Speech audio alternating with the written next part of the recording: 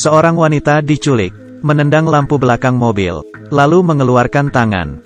Terus-terusan meminta tolong. Mobil belakang sadar ada yang tidak beres. Kemudian menelepon polisi. Polisi mengecek plat nomor yang ia berikan. Tapi pemilik dari mobil itu tidak benar. Sepertinya para penculik itu menggunakan identitas palsu. Si penelepon yang baik hati menyusul. Melihat si penculik, operator menyuruhnya berhenti. Tapi ia masih mengikutinya. Ia berbelok keluar dari jalan tol, membuat mereka kehilangan petunjuk. Helen meminta agar perempuan itu mencari di bagasi. Ada barang apa? Ia menemukan seember cat. Helen memintanya mengeluarkan cat itu dari lubang. Meninggalkan jejak sepanjang jalan. Dan pada waktu bersamaan membuat helikopter tahu. Mulai mencari orang di belakang mobil si penculik. Menyadari cat, tapi ia tidak sadar bahwa orang di depannya adalah seorang penculik. Dan memberitahunya soal cat yang bocor di bagasi. Si penculik panik dan keluar jalur. Ia membuka bagasi, berniat menyetrum si wanita lagi. Kali ini ada seorang yang lewat. Si penculik menggunakan obeng, mengancam si wanita agar tetap diam. Orang itu melihat si penculik panik, balik ke mobil dan menelepon polisi. Saat ia menelepon, si penculik menghancurkan jendela, memukuli orang itu, dan memasukkan dirinya bersama si wanita. Di dalam bagasi mobil, si wanita menangis dan memberitahu Helen. Si penculik mengganti mobil, tapi belum sempat berbicara lagi. Si orang yang lewat itu bangun, mulai berteriak. Ini membuat marah si penculik. Ia berhenti, menusuk orang itu hingga mati. Lihat dengan matamu sendiri, si wanita berkata dengan putus asa. Tapi Helen tidak mau menyerah. Ia menyemangatinya, mengambil dompet dari mayat pria itu. Melihat identitasnya, Helen berhasil menemukan plat nomornya. Pada saat yang bersamaan, polisi menemukan mobil yang ditinggalkan si penculik. Walau sidik jari yang ditinggalkan membuat mereka menemukan alamatnya, tapi istri si penculik sepertinya tidak tahu akan kasus penculikan ini. Polisi menemukan si penculik memiliki sebuah peternakan dan langsung menuju ke sana. Di lain sisi, si penculik sampai di pom bensin. Wanita itu cemas, memanjat ke tempat duduk belakang dari bagasi.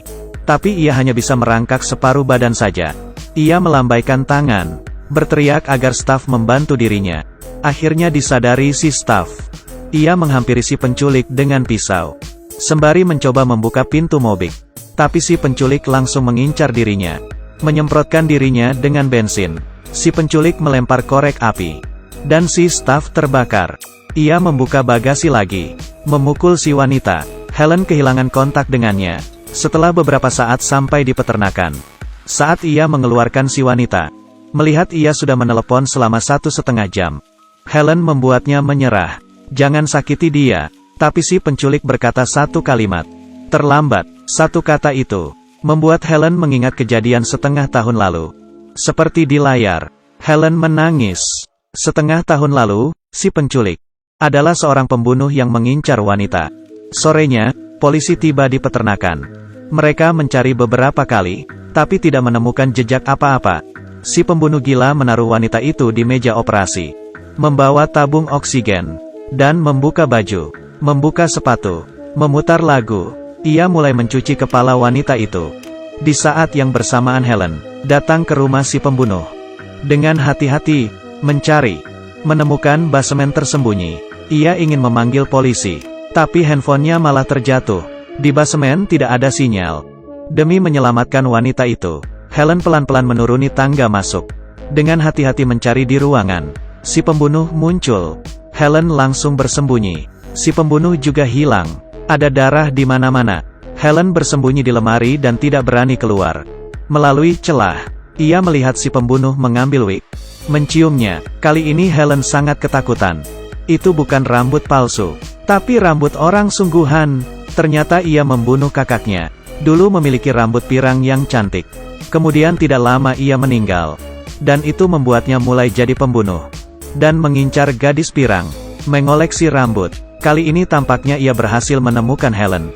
Pelan-pelan menghampirinya. Helen bernapas. Untungnya si pembunuh hanya mengambil baju saja, menciumnya dan kemudian pergi.